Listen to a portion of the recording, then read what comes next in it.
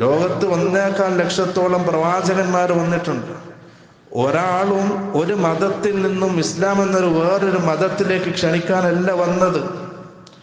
എല്ലാ മനുഷ്യരും തൗഹീദിലായിരുന്നു. ആ തൗഹീദിൽ നിന്നും പിഴച്ചു പോയ, അതിൽ നിന്നും തെറ്റിപ്പോയി ശിർക്കിലേക്ക് പോയ സമൂഹത്തെ തിരിച്ച് തൗഹീദിലേക്ക് ക്ഷണിക്കാനാണ് പ്രവാചകന്മാർ വന്നത്. അവസാനത്തെ പ്രവാചകൻ മുഹമ്മദ് സല്ലല്ലാഹു അലൈഹി വസല്ലം,